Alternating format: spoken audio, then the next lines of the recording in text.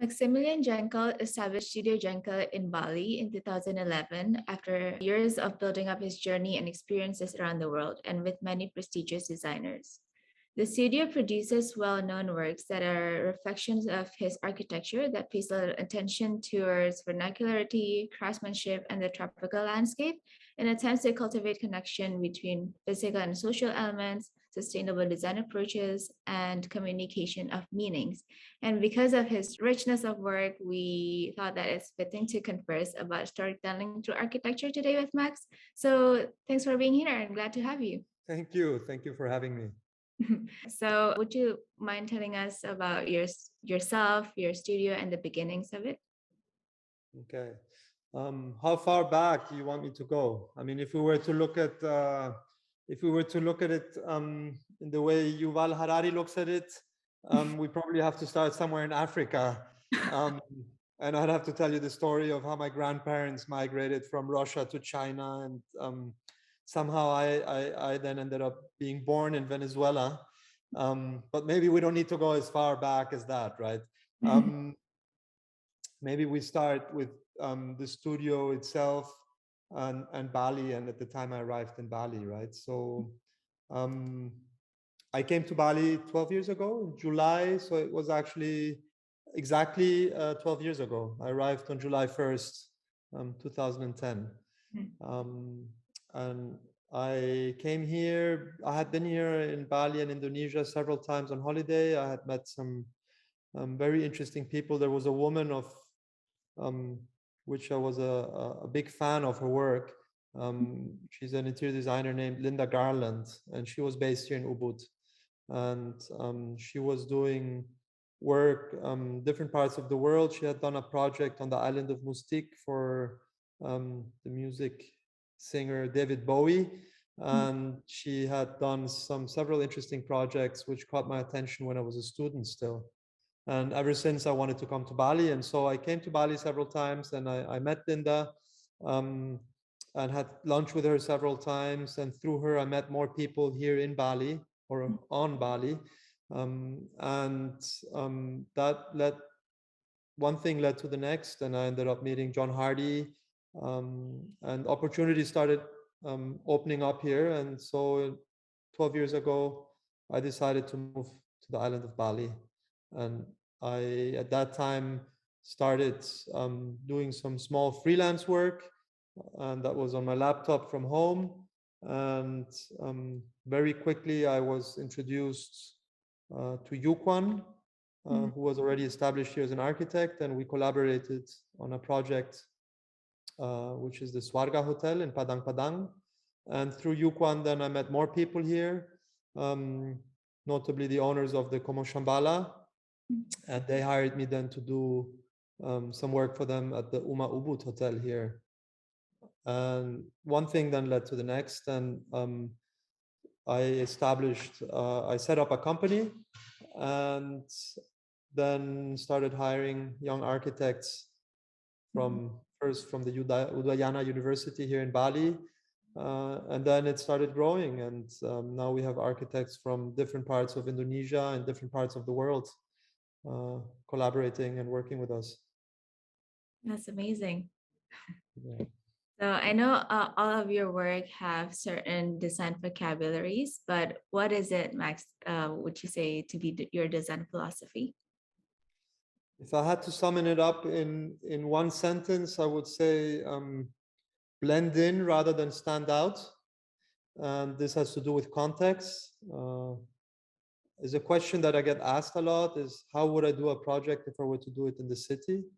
And it's funny because before I moved to Bali, we were doing a lot of urban projects. When I was employed in Paris, a lot of our projects were urban. So it's not that I'm born in the jungle and raised out of the jungle and doing only jungle homes.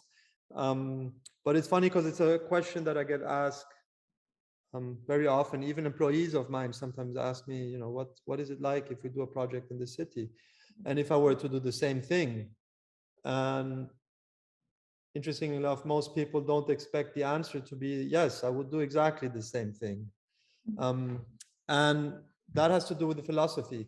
The thing that we do is we try to understand the context.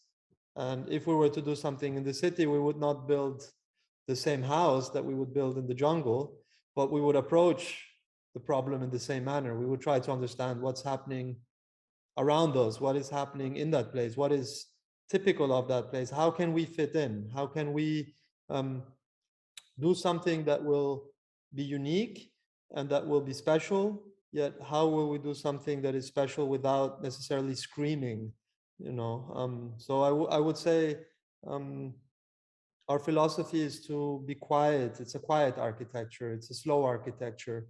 Um, it's a slow design, and we try to work in respect to our environment, and that can mean many things, obviously, depending of the context. Right. And how does that translate to your approach towards construction techniques, materials, and also building? Um, it translates that the choice of materials that we will use, we will try to source them locally or use construction techniques that are typical for the place in which we're finding ourselves in.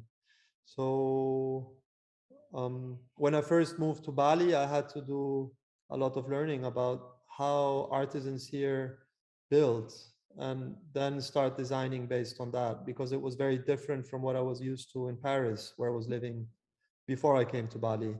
And construction techniques in Paris or in Europe um, are quite different from here.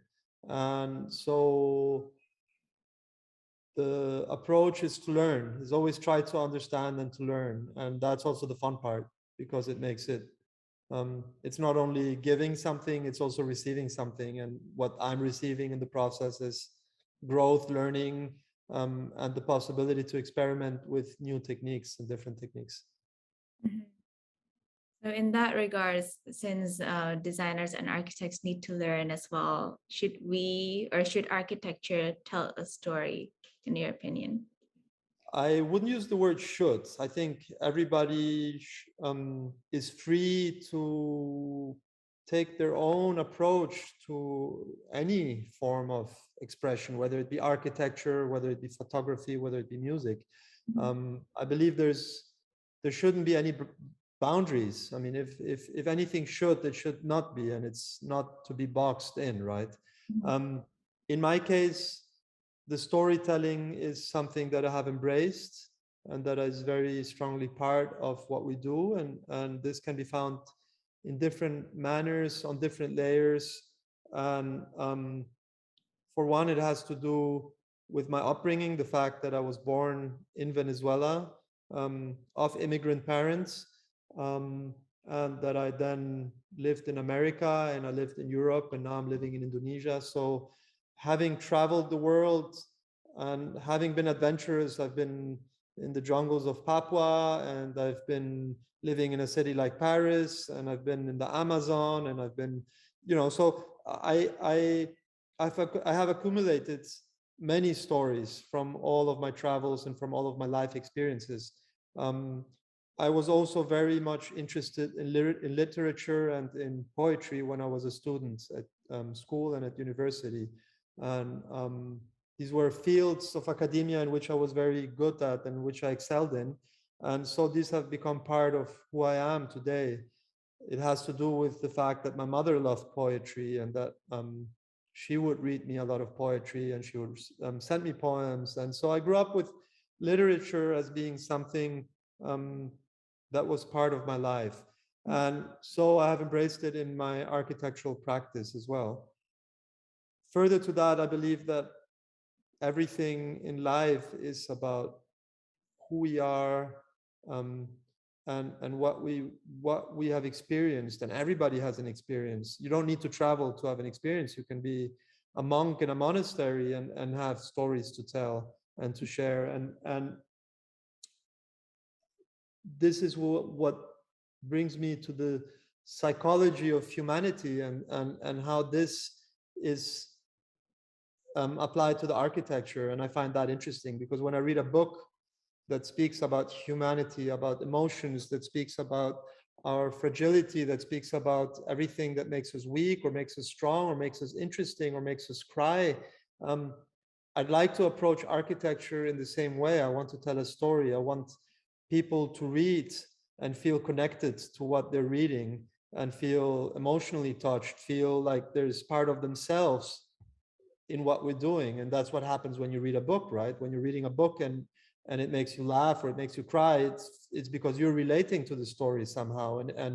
And somehow somebody has managed to write something or tell a story. And for me, the architecture or what we try to do in design is the same that an author would be doing in writing a book. And it's trying to reach an audience that is sensitive and sensible to what it is that we're sharing and telling. That's great. So, in what ways does great storytelling and communication preserve and promote local traditions? And then just now we talked about emotions, so people, and also sustainability. Well, as you know, storytelling has been something that has been part of humanity. And maybe if I quote, if not if I quote, but if we speak again about Yuval Harari and his book *Sapiens*, you will see that humans were already very early on, before we knew how to write, we were telling stories, and these stories were being told from one valley and one tribe and into the next valley, and this is how knowledge and know-how was transmitted from one place to another. You know, if we had to make fires, somebody learned how to make it, and then he could sit around the fire and tell the story of how he made that fire to somebody from another tribe, and then that tribesman could go on to the next place and make a fire and tell how he learned from his travels to the tribe in the other valley. And I think we preserve culture and tradition by telling stories and preserving ways of doing things. And so the storytelling element helps us um, not only entertain, it not only helps us touch people's hearts, but it helps us preserve culture and tradition. Mhm. Would you say it also educates people and like pass down certain things to the next generations? I would like to hope so. I think it would be a little bit pretentious of me to say so. Um, I hope that that what we're doing is adding a grain of sand onto something which is vast and big, and hopefully, even if it is just a grain of sand that we're adding onto the layer of passing on knowledge, then that is already a big success. Mhm. Yeah, we all hope so. Would you mind sharing with us your projects and the stories behind them then? Um, okay. Is there any project in particular that you're interested in? Um, Maybe the houses, they all seem to have different meanings and different contexts. Yeah. Okay. So I've built several houses and I've built them with the intent for me to live in them myself, to live in them with my family. And all of this has happened within the same neighborhood here in Ubud. And they have been for me a big place for learning, a learning ground, and a playing ground at the same time for experimenting. I've been very lucky that I was able to manifest some projects and some ideas in a very free way, in a free manner, in the sense that these were not commissioned by clients; these were me myself being my client. Mhm. And so, in that sense, they um, are interesting to me because something else happens when we are in a dynamic with a client. Then it's a collaboration, and the expression that results is always an expression of both what the designer envisions and what the client envisions. Right. And Ruma Ujan, Ruma Purnama, Ruma Fajar are all projects that really are an expression of myself.